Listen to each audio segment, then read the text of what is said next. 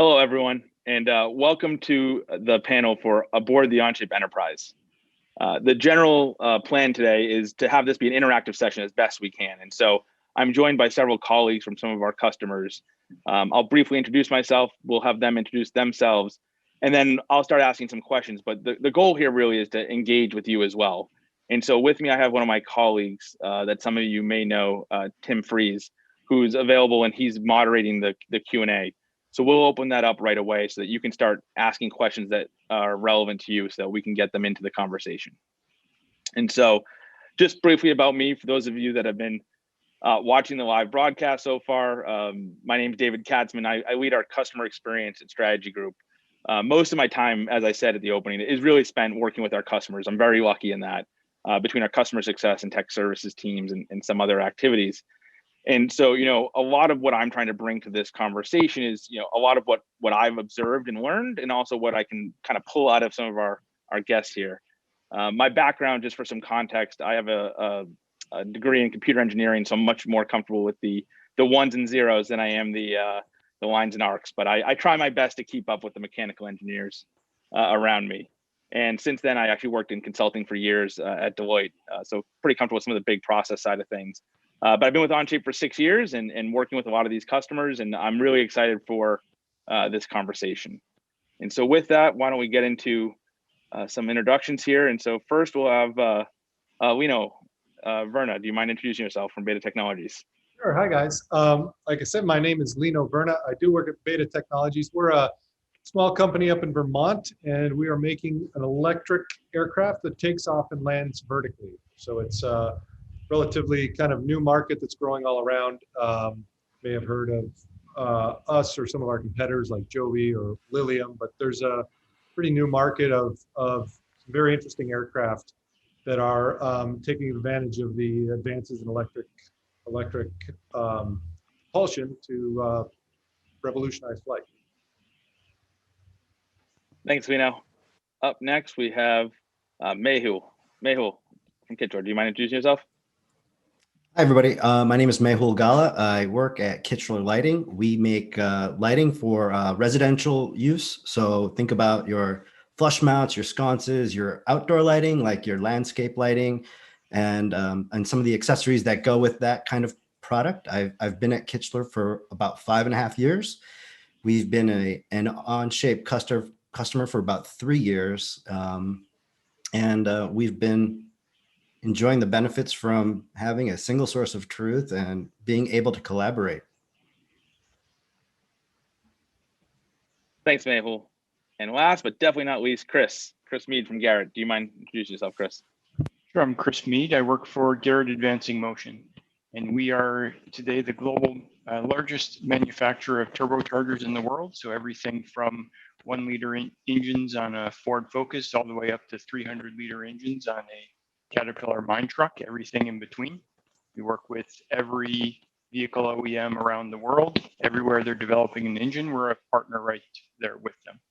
We're diversifying ourselves from being a traditional mechanical turbocharger manufacturer, now with hybrid engines going to high-speed motors, motor controller software, and also vehicle cybersecurity and health monitoring software as well. So the automotive world is transforming, and our business is transforming as well. I've got 25 years in product development, product launch, engineering operations, as well as CAD PLM experience. Great. Thanks, Chris. And so we'll go ahead and jump right in. Just before I get started, one thing I just wanted to note so that you all know, there's a bit of a delay from the time you ask a question to when we see it, and vice versa, back and forth. So the sooner you can ask the questions of the panelists, the sooner I'll be able to get them into the flow of the conversation. And so with that, let's see, who do we pick on first? Why don't we start with Chris? No pressure or anything, but you're first out of the gate. So Chris, one thing I think we've talked about in the past, and especially with some of this audience, is how did your team go about evaluating and making the decision to move to Onshape? And any color about how you actually put together that timeline? Knowing the story personally, I think it's really fascinating. So I think it'd be great for you to share with the audience. Sure. When we were first introduced to Onshape, we were quite interested. And there were 3 things that we were really looking at. One was collaborative. How let's say, what are the opportunities it opens up for us in changing the way our engineers work? If we can have everyone around the 3D, the 2D collaborating seamlessly. And would people really do that? The second point was productive. So we are traditionally 95% in CATIA. So when we look at how our teams do their work in a CATIA environment versus Onshape, could we see a path to it being more productive and significantly more productive? The third one was modern. So when we look at the architecture behind Onshape, the 3-week release cycles, would we see that the development velocity, the new features and capabilities being released are rapid enough to catch up and eventually exceed those capabilities that are critical to us in Onshape? We did some basic evaluations in the first months, and we were quite impressed with what we saw. So we picked a couple of new technology projects. We put the full cross-functional product development team into Onshape, and in parallel, we started to look at the deeper capabilities against our traditional components. After about 12 months of these pilots, we brought our teams together from around the world. Our global design leaders from all the countries that we operate in, our CAD experts, our design automation tools team, and our PLM team as well around the data management. And we got together and we said, do we think this is possible? Do we think it's better? Do we think that we together can be committed to making a change from one primary CAD system to another? And together we agreed that this is where the future was for us. So we made that commitment and moved forward. In terms of the timeline, there were 4 pieces that we looked at. One was we needed to make sure that we could have the right examples for the type of components that we do repetitively with the right methodology and examples released in Onshape so that designers all over the world could pick that up and understand how to build these types of common components. Number 2, we knew that we needed to redevelop our CAD automations, which create significant product for us, from CATIA to Onshape.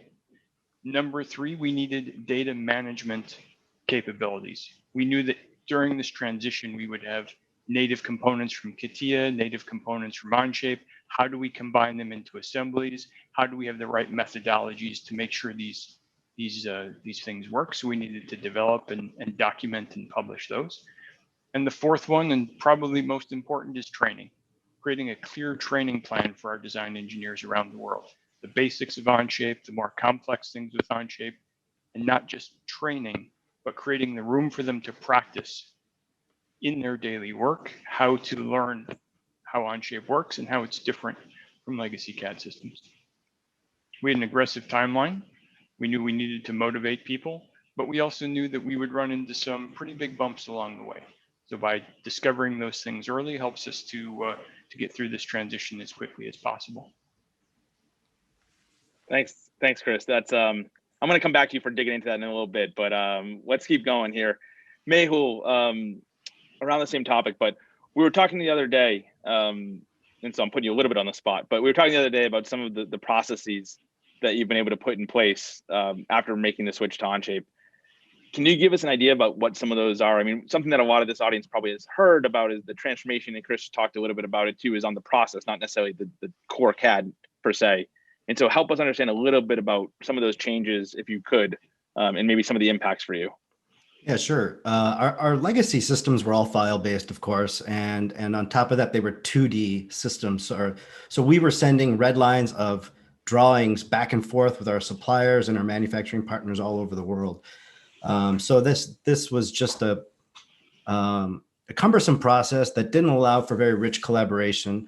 On top of that, we would lose our revision control to some degree. So we would end up at factories sometimes where we, the engineers, were on revision C.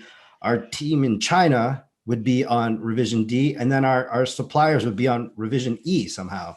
So that caused a lot of confusion. So there was a lot of opportunity just around that single source of truth, just to get all the key players involved on the same page. So transitioning to the cloud helped us even with those 2D processes that we still use with our legacy product today, so that at least we have the same asset that we are all looking at.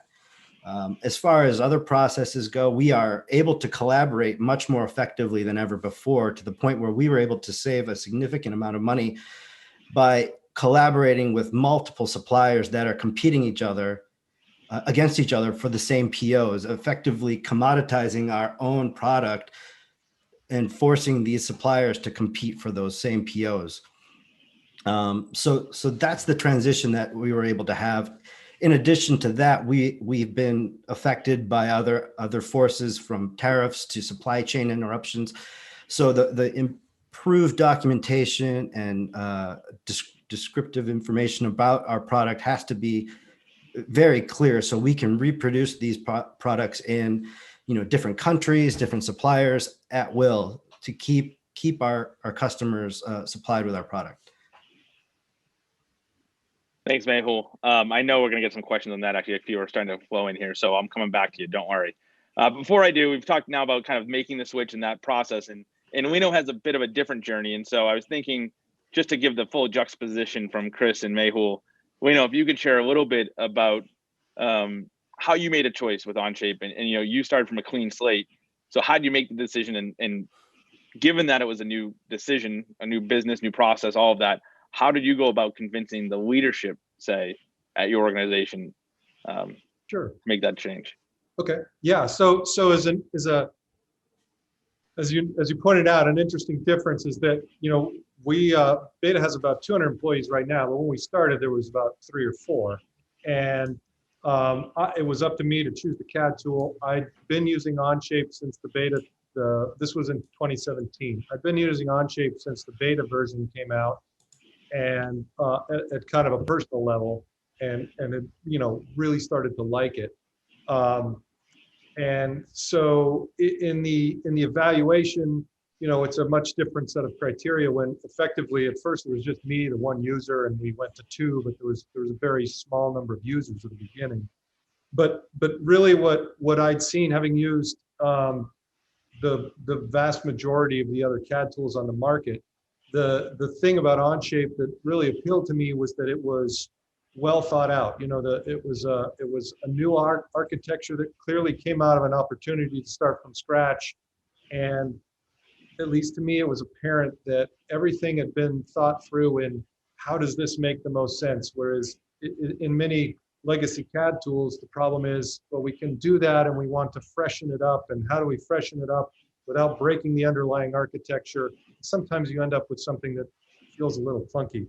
And it was extremely refreshing that Onshape didn't have that. New things got released. I remember it blew my mind when the sheet metal module came out, and it was so intuitive and so easy to make sheet metal parts, because it was as though someone thought, how can I make a sheet metal part the most easy way, as opposed to how do I make it work in the old system I had. So there were things like that that really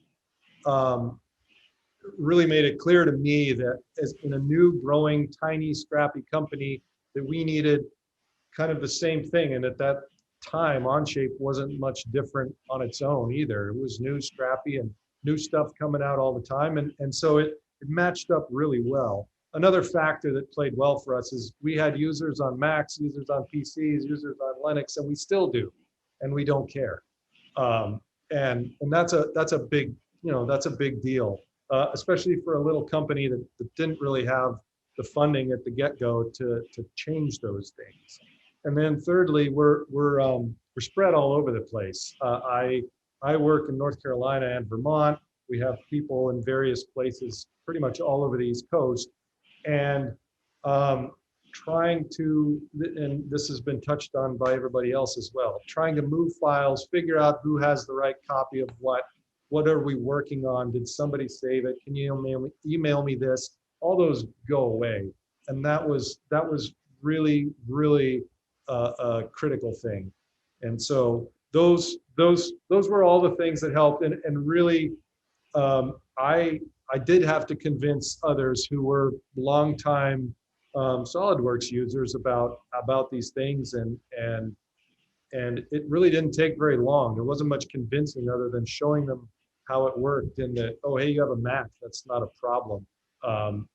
Things like that. And it quickly became adopted. We really didn't have much issue with that.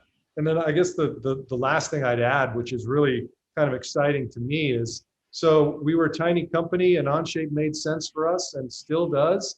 And I just got two excellent glimpses into the future of much larger corporations with much larger groups of people using it who have also found Onshape is still the right answer. So the fact that I just got a view that it can grow with us indefinitely is really exciting. Thanks, Lino. Actually, there's a follow-up question on that one that's related. I'm coming back to you in a second. Before I do, Mehul, so you just heard the easier side of the journey with someone who got to make a decision from a clean slate. Now I get it. Don't get me wrong. I know you had to do some internal convincing. That's not unexpected. And I'm cheating again. I know Mehul's story pretty well. I've worked with you for years. Things weren't as easy, I don't think, in the early days. You had several systems. Can you share just a glimpse? I think a lot of people that are probably here are facing the same kind of debate internally that you had faced. The early challenges, and how did you help your colleagues kind of understand the value? Yeah, along the way? right. So we had a lot of challenges. We had a cultural change. So instead of having someone in China or wherever managing these files and who they go to, which suppliers they were going to, Onshape took care of that for us, and we had a single source of truth around that. Additionally, we were going from a 2D system, which was adequate for a lot of tasks. We are faced now every day with the need for more and more information, richer details, to make sure that we have the safety and the performance and reliability that our customers expect. And then on top of that, there was just a unfamiliarity around the cloud. We hadn't worked in the cloud. It had been around a while, but our culture and our teams had not been introduced to that yet. So we were facing problems on three of those fronts. Today, now, as I've said, we've had supply chain interruptions, other economic issues that have happened, and an increased demand just as everybody's at home doing home improvement type projects, and our products are in demand. There's a requirement for increased capacity and reduced costs. So we need to be able to move these products from supplier to supplier to chase costs, to chase supply chain opportunities, and be flexible. So having that detail in our hands is more important than ever. And that's the big cultural change that has happened at Kichler. So we've had an opportunity to improve our engineering processes around everything. And Onshape's been a tool that's helped us grow as we mature as an engineering organization and meet our customers' demands in unique ways and creative ways. I appreciate that, Mehul. And so far we've heard all the good stuff. So I'm gonna change gears a little bit here and ask one of the more, we're a very transparent culture. I think anyone who's spent time around the Onshape team knows that our goal is your success. And I said it earlier today, and I'm saying it again now. And with that means we always will bump into things together and as a partner. And so, Chris, this is more directed at you, but you're a large organization. There's no question. You've already talked about that. And making an organization and technology change of this scale, magnitude, it's going to hit bumps. No one, and you even talked about this a little bit, but it would be great to share some of the things that you've needed to do to keep momentum, right? One of the, big organizations, once they're turning, once they're moving, it's one thing, but how do you keep that energy kind of going? It's a good question. So number one, I'd say you have to recognize from the beginning that it's not fundamentally about a tool change. It's really about human change management. Getting the people engaged, getting them to understand what are the benefits, where is the future for us, how does it transform the way that we work, and working very, very hard at bringing the people with you on the change. The learning how to go from CAD system A to CAD system B is easy, but bringing the people with you, especially when your organization is spread out all over the place with different viewpoints and different ways of working, That's really the heart of it. And we've really focused on two key pieces. One is communication. Do people understand why we're making the change? What's the benefit for them? And here with Onshape, it changes the way that we work by going from a functional team of 200 dedicated design engineers to more than 700 people who are using Onshape across the engineering community, the manufacturing community, with our suppliers, all working around that same source of truth is something we never could have accomplished with our legacy systems.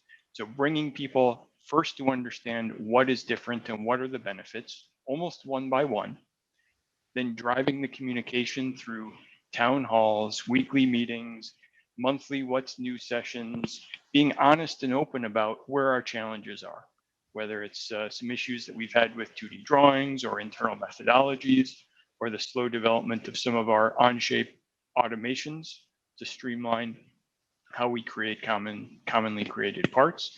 Being very open with our teams has been critical to that.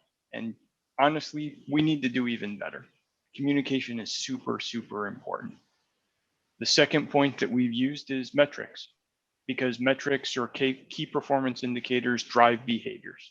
So we've been very careful with how we've structured our metrics, how we've been transparent so that every single person can understand what is the expectation, how are they performing against that expectation, and where are their peers, right? We also need to be keeping a very close ear to listen to our team members. Where are the problems? What are creating blocking points? How do we remove those blocking points? Not overly painting a beautiful picture of what it is, but recognizing that the path from where we are to where we're going continues to be bumpy, and we need to work together to get there. So it's a challenging thing. This type of system change, tool change, human change is not easy, but we're convinced that it's changing the way that we work, and we're convinced that it's a much better way to work. Now, speaking of that, Chris, actually, we have a question that's kind of perfectly in line, so I'm just jumping into it here. There's an audience question about how, working with suppliers, and especially in your industry, sometimes working as a supplier for some of the OEMs, and the collaboration that used to be, and how have you seen that already evolve, I guess, is one part of the way it's kind of worded. I'm paraphrasing a little bit here to make sure I'm hitting the points that I think they're trying to get out.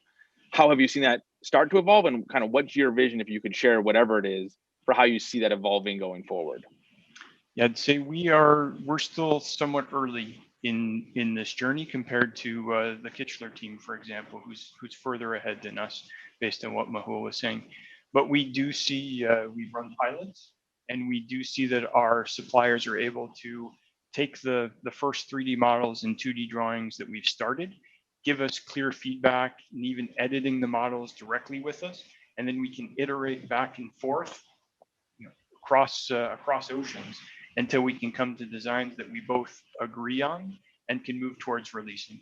When we look further into the future, we see both Onshape as well as more broad cloud collaboration tools like PLM or cloud enabling simulation and high performance computing. We see an opportunity to have our suppliers more involved in understanding how they optimize the process together with the product characteristics, and being able to take even more ownership of that, so we can get products that are more optimized but also lower cost, and create that sense of competition, as Mehul had said as well. So throwing it over to Mehul, because I think you led perfectly into it, so I'm going one to the other, but similar kind of question. The question wasn't directed at you, but I'm gonna direct it to you and ask so you have done this. You have a pretty robust integration with your supply chain at this point.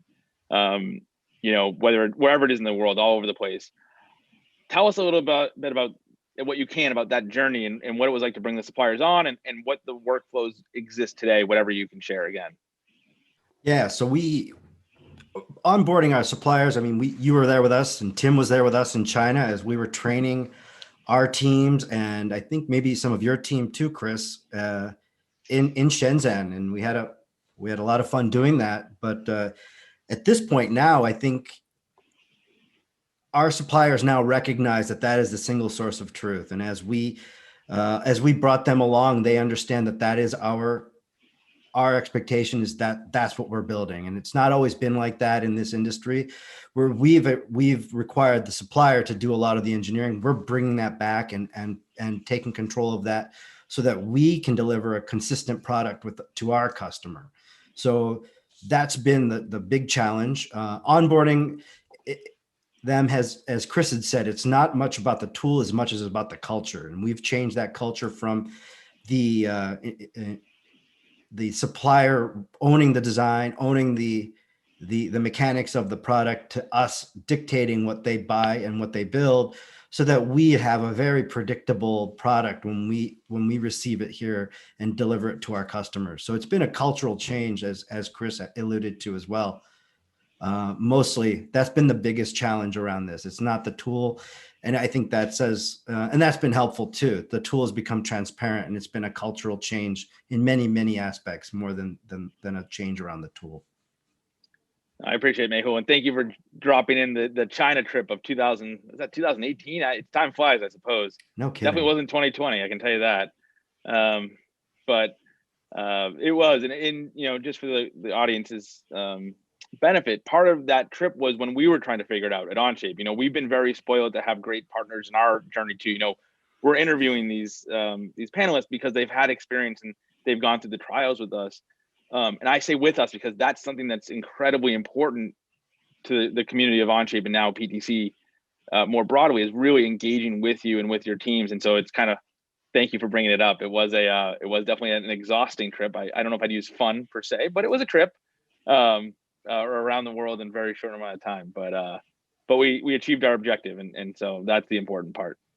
So Lino, I'm going to turn over to you here for a question.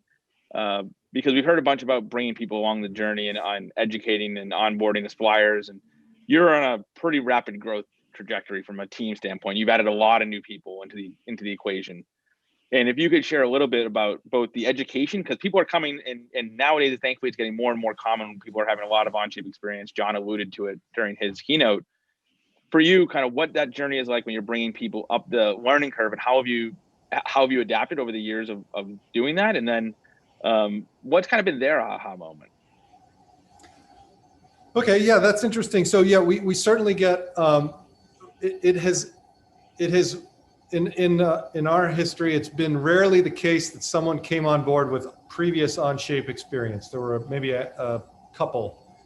So the vast majority had legacy CAD experience, and at the very beginning, we're barely transitioning out of this stage. We're a full tilt startup working around the clock, very high speed and disorganized and sort of directed chaos kind of environment.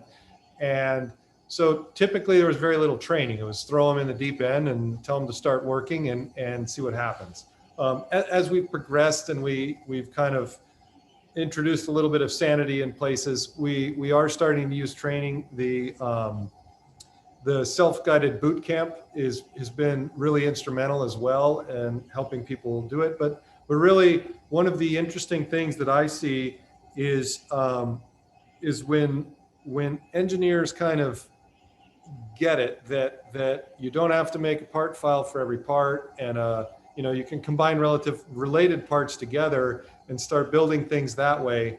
That some of the power is unlocked here, and we really find that's really kind of when I see the lights come on and things start progressing. But we've also found, like, collaboratively, that's when the other kind of aha moment happens. We had, when we all got sent home for COVID, Beta actually developed and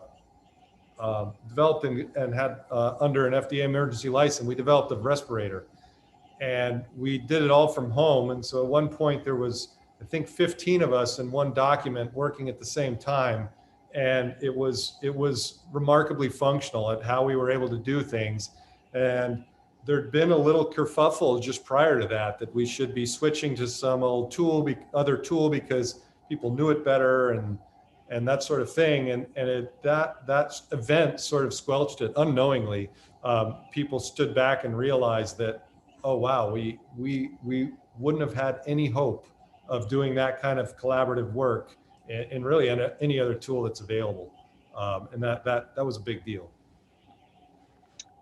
So you brought up remote work, and I was going to ask this a little later, but all of us had to shift this past year, and I think that's no secret, obviously, at this point. Um, if any of you want to jump in, I think it's a really interesting topic for how you've adjusted. Not just Onshape's a great part of the story, I hope, but just in general, how have you're engineers and you're typically usually working with people in shops. Like, how have you seen that evolution as a thought leader for your organizations? I'll let anyone jump in first, or else I'm going to pick on someone. I think we've been more deliberate with this. I think we've pulled in people earlier than we have in the past. And I think that's a function of the ability to involve folks that are non-traditional CAD users into the document so that they can see designs and give feedback earlier in the process. So we have folks like our customer care team looking at products and giving feedback. And then not only that, they're helping customers that have issues with the product as well. They're able to retrieve information like they never have before. Our QA teams are able to investigate things and understand where things might go wrong and give feedback so that we can adjust designs earlier. I spent more time with our sourcing team than ever before, reviewing models and drawings very deliberately, so that they understand what they're quoting and what our expectations are for those components. So I think we've been very deliberate. I think we've tried to help each other. It's been a challenging year, and just trying to understand that everybody's dealing with certain circumstances that we never would have thought about ever. So we've been very, very good at helping each other succeed. Thanks, Mehul. Before I move on, Chris, anything you want to add to that, since we already heard from both Lino and Mehul? Not too much. To. I think I'll just say with Garrett, we've been very global for a number of years. So when we were put into work from home mode for most of our teams around the world, our systems and processes worked pretty well, surprisingly well. And I think it's opened up the eyes of some of our leadership on how it's more sustainable than we thought it would be. I don't think we're the only company that's found that, but we didn't have as many crashes and problems when we put people into work from home last April and March as we thought we would. Oh, thanks. So I'm going to pivot a little bit to a little more tactical questions that are starting to come in. So we'll go into more of those now. So a couple of questions about integrations that's come up, different systems, different processes, specifically around ERP, PLM, what you're doing, what have you integrated, what haven't you integrated, kind of any mentality around it. There's several questions, so I'm kind of bundling them all together just to kind of nail it on the head. And maybe Mehul, I think you're the most recent that's made a big integration that I know about off the top of my head. Do you mind sharing a little bit about that? And then I know we'll go to Chris and Lino. Yeah, we replaced a system that was that had been serving our needs very well for a long time, and we have not properly integrated Onshape with that system yet. We are working on that and towards that, and I think that's guiding a lot of our plans on how we structure our products inside the tool itself. But we have not made a complete integration yet. Our plan is to, but it's still in process. Chris, how about, again, I know this one pretty deeply, but I'm putting you on the spot a little. Can you share kind of the integration that exists today and maybe any of the future vision that you're comfortable sharing with this group? Sure. So for us, we have deeply integrated Onshape with our PLM system, with our traditional PLM system. So every time a part is released in our PLM system, in whatever CAD system it is, it's pushed into Onshape. Every time we release a part in Onshape, it's pushed into our PLM system. If you want to see the latest version, you can find it in our PLM system, and with one click on the link, it opens it in Onshape. We have the production release and pre-production release processes integrated between these two as well. So it's pretty deep there. Integration with our ERP system is still connected directly to our PLM. So we kind of have CAD and CAD management talking to our PLM, and then our PLM centralizing this and talking to our ERP system. We've continued to use integrations with our internal search tools. You look up a part internally by part number. You can click on the Onshape link and it'll open it up in Onshape, or you can get the PLM details. So we've definitely done a lot of integrations to make sure that Onshape is a first-class citizen in our ecosystem of digital tools. Cool. We know anything you want to add before we're going to get into rapid lightning fire soon enough here, because we're running out of time and I have a whole host of questions from the audience. It's real quick on my end. We are barely integrated with the ERP, and we're young enough that these are giant problems on the horizon, but happily have not been problems to date. Cool.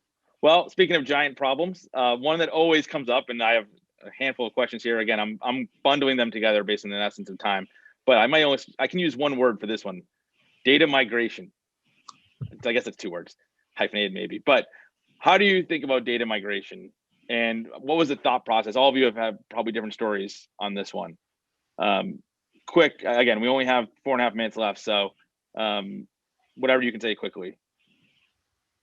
Mehul first. We hired a couple co-ops who learned Onshape very quickly. They were very used to the cloud. They were coming from a Google Docs type background, so they were able to learn Onshape very quickly. Some of them hadn't had any CAD experience at all and picked everything up from the boot camps and our mentoring very quickly.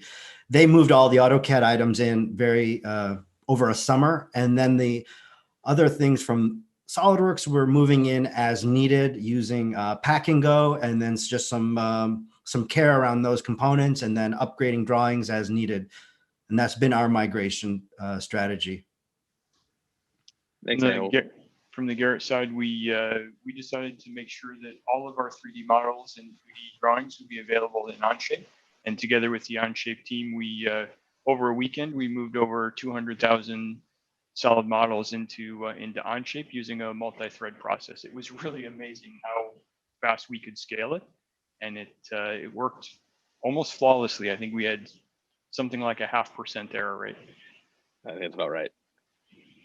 That's amazing. We know it's a little different for you again. So what are you thinking there? I saw the facial reaction, but. So again, yeah, we didn't happily no legacy products or no legacy CAD data to work with, but we do partner with other companies, being really small, and we're frequently moving data from other tools back and forth. We've worked with Alias, CATIA, SolidWorks, and we've actually had very good luck just switching to importing step files and adapting as needed. But very, very good interaction with other tools from other suppliers as we've needed to.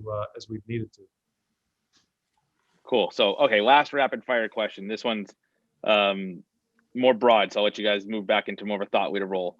Agile design and engineering. You know, we talk about agile design all the time on the software side. It's a big thing. How, if you have thought about that, or are you thinking about that into bringing it into the mechanical engineering world? Lena, why don't you go first, since I've been picking on Mehul lately? Sure. Well, we generally are agile as a company. So every day we meet the whole company, and as we grow, the whole company meets for 15 minutes every day, and it's essentially straight out of the agile playbook. You know, what are you working on? What do you need? And can we help you? And evaluating every day, what is the most current thing that we need to focus on? And it shifts us very frequently. But as we do that as a large group, it helps us keep running in the right direction. And that translates right down to the mechanical side. What's the priority today? Well, we'll focus on that priority because we need to have this thing done as soon as possible. Chris, Mehul, for us at Garrett, we're moving from a traditional build and test mentality to simulate and optimize, which we can do much, much faster in cycle time. We need to build confidence in the simulation, make sure the physics are right, we've got the right accuracy. But this is our way of being agile, is to really go digital. We've just started Kanbaning tasks and allowing anyone to pick up those tasks because everything is there and not on a desktop. So it's available for anybody to work on. And that's been our strategy. Thanks, Mehul. And so with the last minute here, which we're going to go in probably a minute or so over, I'm just going to have each of you one key takeaway, something to share with the audience. We've asked a lot of questions. I think you can tell that most of the audience questions are really about overcoming these perceived roadblocks or perceived challenges with the switch. And so maybe if I could focus your energy there, which I didn't tell you I was going to do, but sorry, focus your energy kind of on that type of topic. That'd be great. Let's go with Chris first. I'll start on the opposite side. As designers and engineers, the way that we work in the next 10 years is going to change faster than it has in the last 30. So I'd advise you to be agile, be flexible, look for breakthrough new tools and new methodologies and implement them into your work. Always be learning. So it's going to come faster than we think. Thanks, Chris. Lino? I think in with respect to Onshape, this is the same kind of thing flowing from Chris, but adapting to the way Onshape works, I've found has made us work faster, and it's fit into our agile kind of chaotic environment, and being able to look at your environment and the tasks and the arena that you're working in and use your tools effectively in that direction has been incredibly helpful. And having tools, of course, that can do that is even more helpful. Thanks, Lino. And Mehul, you're going to get the last word from the panelists before I take the last word.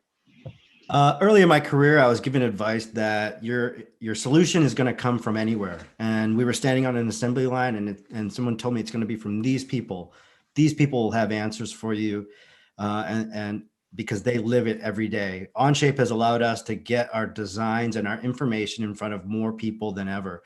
So people that are non-traditional CAD users are able to look at 3D models, section them, and understand the design long before we even prototype anything. So my advice would be to collect information from non-traditional sources. As Chris said, that the world is changing faster than ever, and we're going to have to be doing things different, and we're going to be getting information from places we don't expect it. Thanks, Mehul. Thank you all, Lino, Mehul, Chris. I have to say you did the hard part of this. I just got to poke fun at you guys at times, but share some of our story together. I'll leave the audience just with one parting, word of wisdom is, work with us. I'm speaking on behalf of all of the Onshape team, but we really enjoy this. Like, we enjoy working with you as customers. You can tell from the dynamic we have here. Let us be a part of your journey and support you the best we can. And hopefully we can have you on one of these panels someday soon. But thank you again to everyone who participated, and for all of you watching. We're glad you could enjoy Onshape Live. Thank you very much.